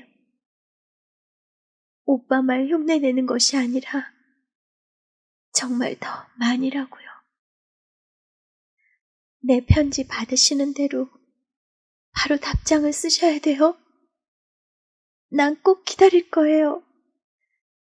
이젠 일어나서 내게 편지를 쓰세요. 꼭이에요. 편지지는 눈물에 젖고 나의 오열은 그칠 줄 몰랐다. 충식 씨와 난 이름을 알 수 없는 절마당에 있었다. 높은 계단이 보였고 그 계단 끝 아주 높은 곳에 법당이 있었다. 열린 법당 안에서 부처님이 인자한 웃음을 띄우고 아래를 내려다보시는 모습이 어렴풋이 보였다. 충식 씨는 내게 무슨 말인가를 하며 내 손을 잡기도 하고 내 이마를 손가락으로 툭툭 치면서 장난을 하고 있었다. 그때 스님이 계단에서 내려오시는 모습이 보였다. 충식 씨는 날 보고 조용히 하라고 말을 하고는 두 손을 모아 스님께 합장을 했다. 나도 따라서 합장을 하고 있는데 그 사람은 스님과 한참이나 무슨 말인가를 하고 있었고 이내 날 보고 기다리라고 하고는 스님을 따라 계단을 올라가는 것이 아닌가. 나를 데려가도 될 텐데 왜 혼자 올라가는 것일까 라는 생각에 조금은 섭섭해하며 법당 쪽을 바라보니 그곳에는 뜻밖에도 명륜동 가족들이 모두 모여 있었다. 날 보고는 모두들 모른 척하고 그 사람만을 부르다가 법당 안으로 인해 모두 들어가는 것이었다. 서운한 마음은 더했고 한번 뒤를 돌아다보고 법당으로 들어간 그는 도무지 나오지를 않았다. 서서 기다리기가 너무 힘이 들어 마당에 쪼그리고 앉아 그가 올라간 계단만을 물끄러미 바라볼 뿐이었다. 아무리 올려다보아도 법당 문은 열리지 않고 한참을 망설이다 계단에 올라섰다. 첫째 계단에서 위를 쳐다보니 마당에서 보았던 때와는 달리 어찌나 높은지 계단의 끝은 하늘 끝을 다 잘못 본 것 같이 느껴졌다. 숨이 찰 정도로 많이 올라갔건만 제자리 걸음이었다. 결국은 지쳐서 계단에 그대로 주저앉고 말았다. 길게 한숨을 쉬고는 마당을 내려다보니 내려갈 생각에 무서울 정도였다. 아득한 계단 끝에는 법당은 보이지 않고 그곳에는 아무도 없는 것이었다. 한참을 그렇게 있던 난 갑작스런 무서움과 외로움에 무릎에 얼굴을 묻고는 소리내어 울어버렸다. 꿈이었다. 깨어난 후에도 나를 모른 척하던 명륜동 가족들이 서운했다. 편지를 쓰다가 그대로 잠이 들었던 것이다. 그의 고통에 그렇게도 괴로워하더니 잠깐이라도 잠을 잘 수가 있는 내가 이상했다. 눈물로 얼룩진 편지지를 애써 곱게 접어 봉투에 넣었다.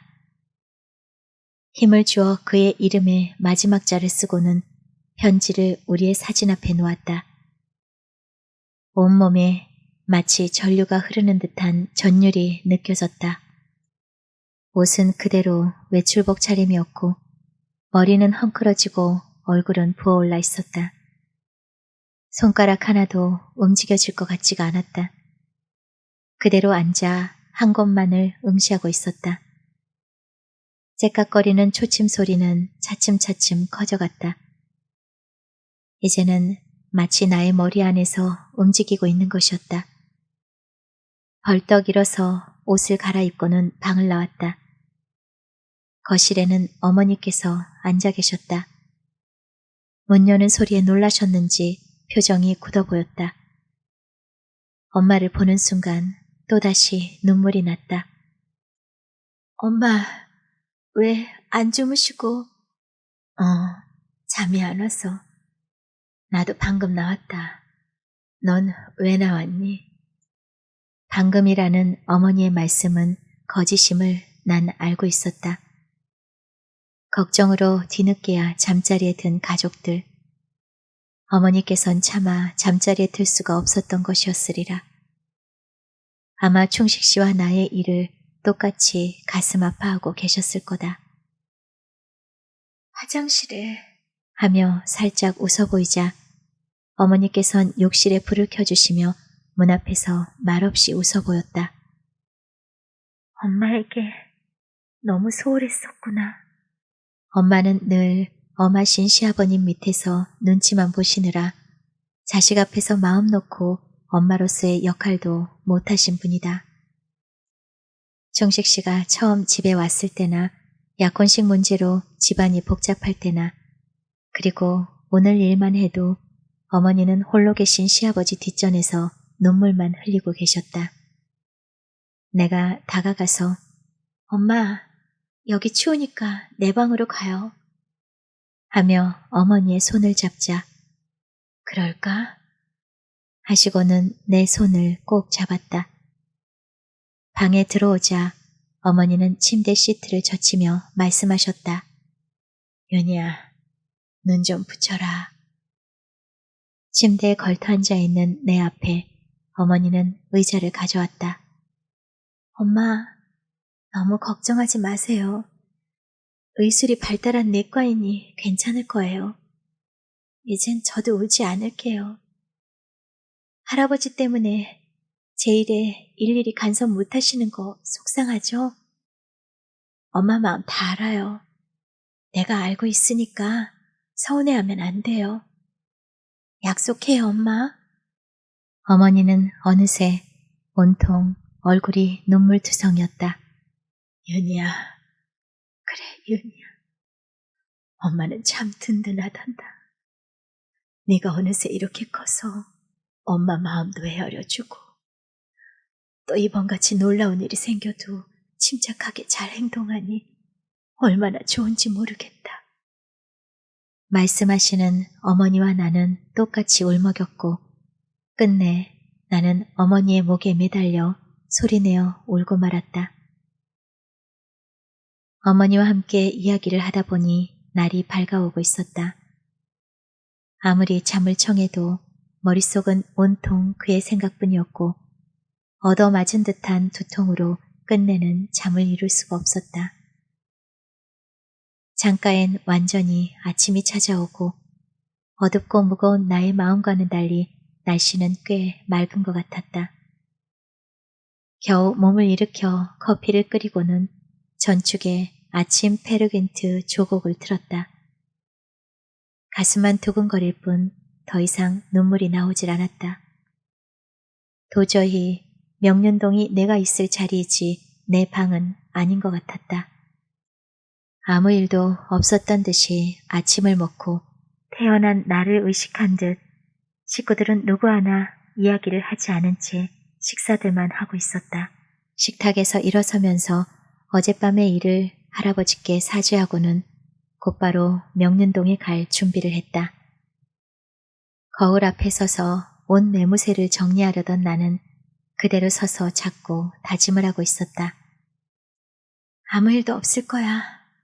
그 사람이나 나나 나쁜 일은 절대로 없어. 이제는 응급처치도 끝났을 테고 며칠 치료하면 다 나을 거야. 내 편지도 받아볼 테고 답장도 쓸 테고. 괜찮아. 괜찮아. 그치? 거울 속에 나와 거울 밖에 난 계속해서 다짐을 해두는 것이었다. 어떤 일이 있어도 그 사람 생각을 하고 눈물은 흘리지 않기로. 나쁜 생각은 안 하기로. 명륜동 가족들은 모두들 밤을 새운 듯 했고 마침 일요일이라 종한 씨가 와 있었다. 잠시라도 눈을 붙였던 난 그분들께 부끄러운 마음이 들었다. 내가 안방에서 인사를 드리고 나오자 종한 씨는 무척이나 피곤한 모습으로 거실의 소파에 앉아 있다가 몸을 일으키며 말했다.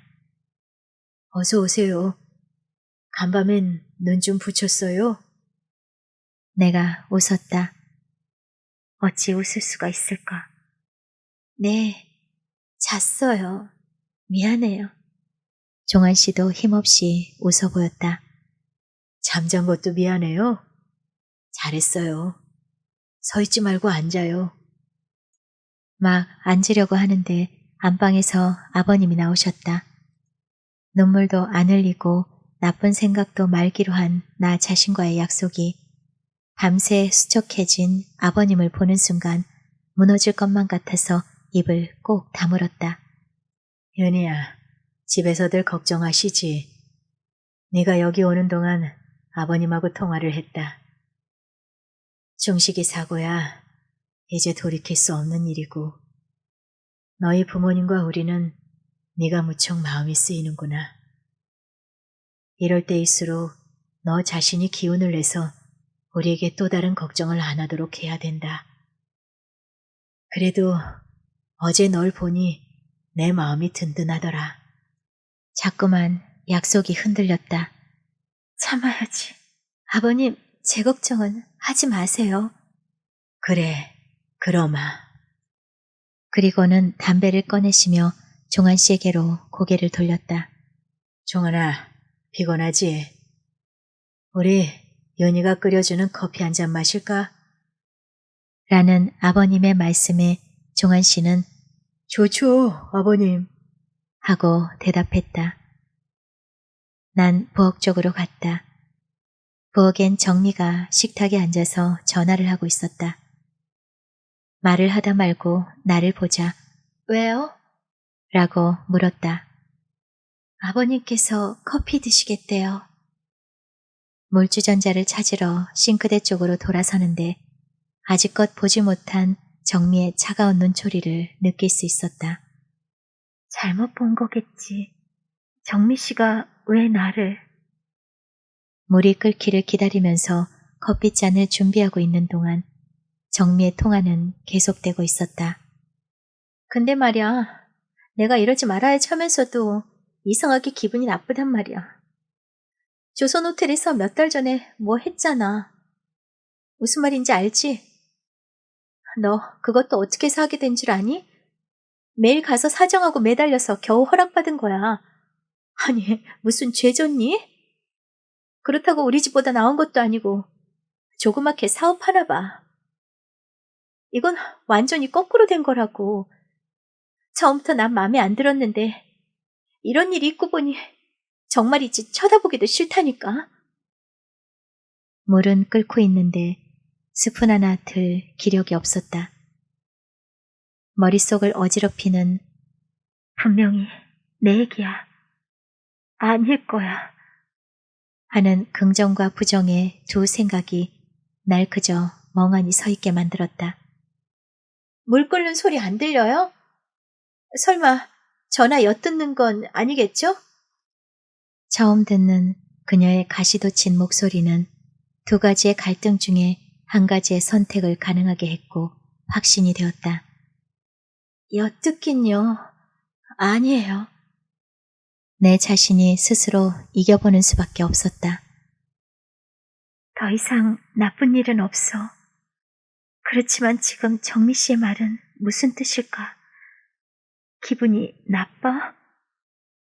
이런 일이 있고 보니 쳐다보기도 싫다고? 그럼 충식 씨의 사고는 설마, 그럴 일은 없어. 떨리는 가슴을 그럴 리는 없다는 생각으로 억지로 진정시키며 거실로 커피를 가져갔다. 등 뒤에는 정미의 차가운 시선이 계속해서 따라오고 있었다. 윤희야, 네 것도 가져오지 그랬니? 아버님께서는 커피를 한 모금 드시더니 야, 맛있구나. 종환아, 우리 윤희가 커피를 맛있게 타지? 하셨다. 난 혹시 어머님께서도 그런 생각을 갖는 것이 아닐까 하는 불안한 마음이 들었다. 그러나 안방은 출입 금지였다. 어머니께서 혼자 조용히 염주를 돌리시겠다고 하여 모두들 나왔던 거다. 부엌에서 정미가 나오더니 나를 잠깐 훑어보고는 2층으로 올라갔다. 몇 시간 후 아버님의 비서가 와서는 출국 수속이 잘 되었다는 소식을 전했다. 아버님만 미국에 가시면 그 사람은 금방 나을 것만 같았다. 가족들 모두 나름대로의 불길한 생각들을 했을 테고 그런 마음이 아버님의 출국으로 인해 어느 정도는 기대와 희망 그리고 안도의 마음으로 바뀌었을 거다. 오후 내내 회사 사람들과 아버님 서재에서 회의를 하고 여기저기 전화를 하시는 아버님과 함께 집안은 몹시 분주하였다. 약간 이른 저녁을 드신 후 우리를 안방으로 불렀다. 모두라야 부모님, 정미 외에 종한 씨와 나뿐이었다. 내 옆에 앉은 정미를 신경 쓰며 난 어머니의 눈치만 살폈다. 아버님께선 한 사람 한 사람에게 부탁을 하셨다. 나도 없는데 당신이 기운을 차려야 돼요. 식사는 꼭 하고 우리가 힘을 내야 나머지 사람들도 약해지지 않는 거요. 우선은 내가 가니 이젠 자세히 알게 될 테고 중식이도 나를 보면 의지가 생길 거 아니오. 그리고는 작은 목소리에 혼잣말로 나를 알아보기나 하려는지. 하고 중얼거렸다. 그리고 다시 정미를 바라보고 말을 이었다. 정미야, 엄마 잘 보살펴드려라. 윤희한테도 신경 쓰고 전에 말했듯이 친자매처럼 서로 의논하고 가깝게 지내도록 해. 정미의 대답 소리는 들리지 않았다. 아버님께서는 날 쳐다보며 자상한 웃음을 지으셨다. 눈물 겹도록 그리운 분. 40이 된 지금까지도 내가 존경하는 사람은 유명인이 아닌 사랑하는 그이의 아버님, 나의 시아버님이시다. 윤희야, 넌 내 말 부디 명심하도록 해라. 어렵긴 하겠지만 매일 오지 말고 전화를 해라. 시험 공부해야지. 절대로 시험에 빠지는 일은 없어야 한다. 네가 우리 앞에서 눈물을 삼키고 있는 것이 대견하기도 하다만 무척 가슴 아프단다. 너희 집 어른들 앞에서도 그렇게 해야 한다. 알겠니? 네, 아버님. 그런데 이 말을 하기가 어찌 그리 힘이 들던지 마치 가슴과 목이 무엇에 틀어막혀 있는 듯했다. 종한 씨를 바라보는 아버님은 가슴 아프도록 슬픈 얼굴을 하고 계셨다. 아마도 아들의 생각이 더욱 간절하였으리라. 종환아, 너에게 미안한 부탁을 해야겠다. 내가 연락할 때까지 여기서 출근할 수 있겠니? 저도 그럴 생각입니다. 이곳 걱정을 마세요. 그래, 고맙구나. 너에게는 일일이 부탁 안 하겠다. 어머니, 정미, 윤희, 이 세 사람 신경 써다오. 아버님께서는 아무도 나오지 못하게 말린 후 한비서와 둘이서만 공항으로 떠나셨다. 아버님의 뒷모습을 보면서 나는 눈을 더 크게 떠보고 입술을 깨물어도 보았지만 시야는 흐려지기만 했다. 다시 안방은 출입금지가 되었다. 종환씨, 정미와 함께 그의 방으로 올라갔다. 나의 추측이 아니더라도 분위기는 아주 어색했다. 아무리 궁리를 해도 일단 이 자리를 피하는 것이 좋을 것 같아 아래층 부엌으로 내려갔다. 가정부 아주머니가 설거지를 하고 있다가는 뭐 드릴까요? 라고 물어왔다. 난 고개를 저어 보이고는 식탁 의자에 앉았다. 이 집에서 장차 내가 살 집안에서 갑자기 나는 불청객이었고 이방인이었다. 그가 중학생이었을 때부터 함께 살았다는 가정부 아주머니의 부엌에서의 울음이 부러웠다. 잠시 후 안방에서 날 찾는 소리가 들렸다. 방 안에 향이 타고 있는 냄새가 그윽했고 어머니께서는 계속 염주를 돌리고 계셨다. 이제 됐다. 집에 가거라. 난 자꾸 어머니의 표정을 살폈다. 조금 더 있다가 갈게요. 날이 어두워졌잖니. 노인네 걱정하신다. 혼자 가지 말고 종환이와 같이 가거라. 할아버님의 호칭이 노인네로 바뀌었다. 말씀이 다른 때와 달리 약간은 딱딱하신 듯 했다. 다행히 정미와 비슷한 눈초리는 아니었다. 지금 이런 상태에서 더 이상의 배려는 없지 않은가.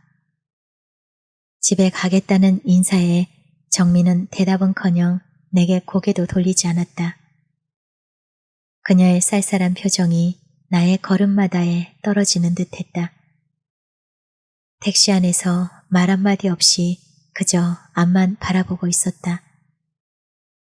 집 근처에서 내린 후 우리는 가까운 다방에 들어갔다. 종환 씨와 단 둘이 있게 되니 기다렸다는 듯이 참았던 눈물이 왈칵 쏟아졌다. 그도 나와 같았는지 맺혀있는 눈물이 곧 떨어질 것 같아 보였다. 내가 손수건을 얼굴로 가져가면서 입을 열었다. 종환 씨, 나 궁금한 게 있어요. 종환 씨가 무엇이냐는 듯이 나를 보았지만 난 곧 후회를 하였다. 아니에요. 아무것도 아니에요. 말해봐요. 나한테 말 못할 거 있어요? 됐어요. 나중에, 아주 나중에 말할게요. 너도 참 한심하구나. 지금 정미 씨에게 신경 쓸 때야. 충식 씨는 지금 어떤 지경에 있는데 주위 사람들이 와무려면 어때? 어떻게 내가 그의 걱정 외에 다른 생각을 할 수 있단 말이니. 넌 이럴 때 보면 보통 나쁜 아이가 아니라고. 결국 말을 안 한 채 종환 씨와 헤어졌다. 이튿날부터 아침에 어머님께 전화를 드린 후 학교에서 수업을 받고는 명륜동으로 갔다가 밤늦게야 집으로 돌아오곤 했다. 아버님께서 도착했다는 첫 번째 전화가 온 뒤 얼마 후에 충식을 받는데 아직은 뭐라고 말할 단계가 아니니 기다리고들 있으라는 두 번째 연락이 왔다고 종환 씨가 알려주었다. 어머니는 무표정에 여전히 염주만 쥐고 계셨고 정미의 쌀쌀함은 더욱 노골적이 되었다. 오직 한 사람 종환 씨만이 큰 의지가 되어주었다. 그때 종환 씨는 사촌형이 되는 사장님께 부탁을 해서 일주일간의 결근을 허락받고 있었다. 그렇다고 집안에서 종환 씨 옆에만 있을 수도 없는 일이었다. 난 그저 거실에서 멍하니 앉아만 있었는데 그 외로움이란 얼마나 날 지치게 만들었는지 집에만 오면 쓰러지곤 했다. 아버님이 떠나신 지 나흘 후 그의 어머니는 내게 명륜동 출입을 금지시켰다. 별다른 이유도 없이 너무도 단호히 말씀하시는 어머님이 하도 무서워 하마터면 소리내어 울 뻔했다. 당분간은 더 이상의 소식을 듣기 어렵고 하니 이쪽에서 연락을 할 때까지는 집에 오지 말라는 말씀이었다. 그 자리에는 정미도 함께 자리라고 있었다. 정미는 아예 내게서 고개를 돌리고 앉아 있었는데 내가 어머니 매일 오고 싶어요 라고 말을 하자 윤희 씨가 매일 온다고 오빠가 낳는 건 아니잖아요.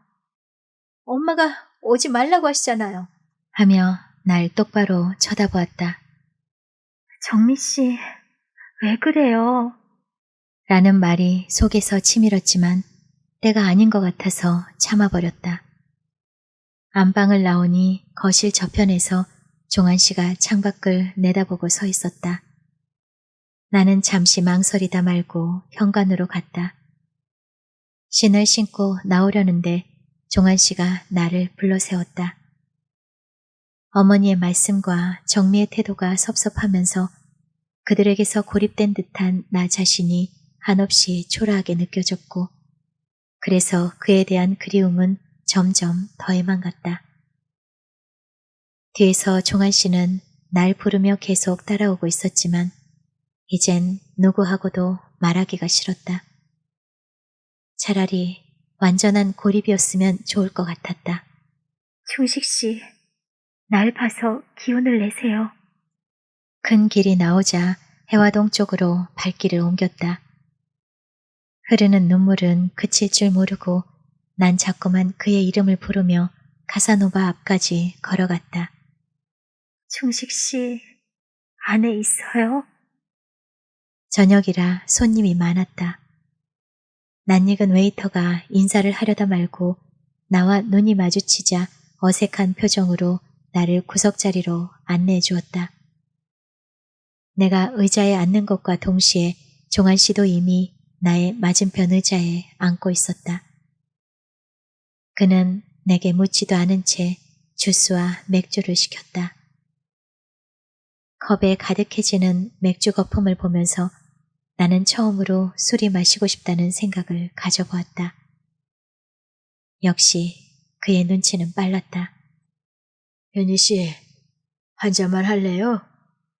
한 잔 정도는 괜찮을 거예요. 자, 받아요. 정한 씨, 그 사람은 지금 어떡하고 있을까요? 아버님께서는 뭐라 하세요? 자세하게 얘기 좀 해주세요. 그는 맥주컵을 한 손으로 빙글빙글 돌리고만 있을 뿐 도무지 입을 열지 않았다. 지금 제 심정이 어떤지 아세요? 무인도에 혼자 갇힌 기분이에요. 거기서 오직 충식 씨만을 기다리고 있다고요. 알아요. 지금 윤희 씨가 어떤지 다 알아요. 저 혹시 어머님과 정미 씨는 충식 씨 사고를... 아니에요. 아닐 거예요. 설마 그럴 리가 없어요. 종한 씨는 맥주를 한 모금 마시고는 또다시 컵을 돌리고 있었다. 윤희 씨, 그런 오해들은 시간이 지나면 다 풀리게 되어 있어요. 당장 괴롭더라도 참으세요. 그리고 충식인 수술을 여러 번 받아야 된대요. 수술을 한 군데 하고 며칠 쉬고 또 하고 또 쉬고 하는 과정이 언제 끝날지도 모르는 일인데다가 중요한 건 자꾸만 의식을 잃는 거예요. 그래도 그 녀석 아버님이 옆에 계시니 힘을 내겠죠. 주위에 사람들만 없다면 소리내어 울고 싶었다. 그의 회복을 바라는 마음 외에는 어떤 감정도 받아들여서는 안 되었다. 그는 지금 고통의 수렁에서 허덕이고 있는데 어머니나 정미의 섭섭함은 문제가 아니었다. 잠시나마 서운해하고 그래서 그를 그리워한 내 좁은 마음이 부끄러웠다. 시험이 시작된 지 둘째 날 시험을 잘 치를 리는 없었다. 그의 사고 소식을 들은 지 꼭 10일째가 되는 날이었다. 전날 종한 씨가 시험 잘 보라는 전화를 걸었을 뿐 며칠간 명륜동과는 소식이 끊겼다. 몇 번이고 수화기를 들었다가도 그대로 있는 것이 최상의 내가 할 도리였으며 그를 향한 그리움과 고독감에 난 완전히 지쳐 있었다. 어찌나 가슴은 뛰는지 식사를 안 했으면 좋겠는데 가족들을 생각해서 식탁의 자리에는 빠지지 않았고 몇 숟갈 떠먹은 뒤에 몰래 토하기가 일쑤였다. 소화제와 신경안정제는 필수 휴대품이 되어버렸다. 학교를 나와도 집에는 일찍 들어가기 싫고 그렇다고 명륜동에도 갈 수가 없어 교문 앞에 서성이고 있었다. 사소한 일에까지 나의 일을 걱정하고 어느 때는 심할 정도의 충고도 아끼지 않던 은영이는 며칠째 입도 열지 못하고 나의 눈치만 살피면서 그냥 조용히 내 옆에만 있어 주었다. 발길을 멈추고 멍하니 서 있는 내게 은영이가 말을 걸었다. 윤희야, 우리 어디 가서 차 마시자. 시험 기간인데 너 공부해야지. 은영이가 눈을 흘기며 살짝 웃어 보였다. 얘는 지금 시험이 문제니? 널 보면 꼭 쓰러질 것 같아. 너무 엄청나서 너한테 말도 못하겠어. 내가 아무런 도움이 못 되는 게 얼마나 미안한지 몰라. 날씨도 추운데 따뜻하게 우리 차 마시자. 학교 앞은 아는 얼굴이라도 만나서 나의 초라한 모습을 보이기가 싫어서 할 수 없이 우리는 신촌을 향해 걸었다. 결국 복지에 들어갔다. 대학 입시 준비 때 무용연구소에서 잠깐 본 후 그를 다시 만난 내게는 너무도 고맙고 추억어린 곳이다. 남학생의 인기를 받던 카운터의 언니는 나를 보자 오랜만이라며 반색을 하고 맞아주었다. 달라진 것이라고는 음악뿐이었다. 차를 주문하자 은영이가 내게 물었다. 윤희야, 요새 명륜동에 안 가니? 눈시울이 뜨거워짐을 느꼈다. 왜 안 가? 매일 찾아뵈야지. 은영이에게 털어놓을까? 말이라도 하고 나면 시원할지도 몰라.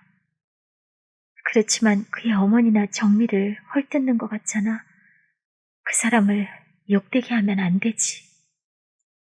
이런 생각에도 불구하고 혼자만 겪기에는 너무 힘들어서 은영에게 말을 하고 싶은 충동이 자꾸만 나를 괴롭히고 있었다. 은영아, 명륜동에서는 충식 씨 사고가 나 때문이라고 생각하나 봐. 뭐라고? 아니 그게 어째서 너 때문이니? 이해가 안 갔다 이해. 자세하게 말 좀 해봐. 나는 그의 사고 소식을 들은 다음 날 갑자기 돌변한 정미와 아버님이 미국으로 가신 지 얼마 후 명륜동에 출입하지 말라는 어머님의 말씀에 대해 자세한 얘기와 그래서 난 종환 씨의 전화 외에는 그쪽과 연락이 거의 끊긴 상태가 되었다는 데까지 다 말을 해버렸다. 세상에 기가 막혀. 아니 그러니까 그분들 생각으로는 윤희 네가 재수없는 여자라서 충식 씨가 그렇게 됐단 말이구나. 얘 약혼이니 망정이지. 결혼식이라도 올렸더라면 아예 쫓겨났을 거 아니야? 어떻게 그런 희한한 생각들을 할 수가 있니? 그리고 충식 씨 어머니는 노인네라 그렇다고 치더라도 그 정미라는 여자 말이야. 젊은 여자가 사고방식이 왜 그 모양이라니? 오빠가 교통사고라는데 하루 만에 머릿속이 그렇게도 한가해질 수가 있는 거니? 사람이나 잡고 있게? 아휴, 무서워서 시집은커녕 약혼도 못하겠구나. 은영이의 흥분한 목소리는 점점 커지고 나는 말을 하지 말 걸 그랬다는 후회와 충식 씨에게 미안한 마음으로 어찌할 바를 몰랐다. 미안해. 괜히 말했어. 너무 엄청나고 이해 안 가는 일이라 그런 생각들을 했을 거야. 누구나 내 가족은 나쁜 일이 없는 걸로 믿고들 있지. 갑자기, 그래, 이번 일은 너무 갑자기, 너무 엄청난 일이야. 그래서 내 자식이 왜, 내 오빠가 왜, 나도 그랬으니까. 뭐 때문에 충식 씨가 그래야 하나 하고 자꾸만 왜 하며 계속해서 생각하다 보면 무엇 때문이라는 답이 나올 수 있어. 지금 명륜동이나 우리 집 사람들 중에 냉정한 이성을 가지고 있는 사람은 아무도 없어. 그러나 시간이 지나면 서로들 웃게 될 거야. 한쪽은 너 때문이라고 한 것이 미안하고 한쪽은 그 말에 섭섭해한 것을 부끄러워하면서. 그래도 종환 씨가 많은 힘이 되어주고 있어. 나의 말에 은영인 다소 수그러지기는 했어도 여전히 화가 나는지 뾰루통에 있었다. 그래서 너는 누구 때문이라는 결론이 나왔어? 그 사람들은 너 때문이라고 그러는데 넌 누구라고 생각해? 말해봐. 왜 말 못하니? 난 할 말이 없었다.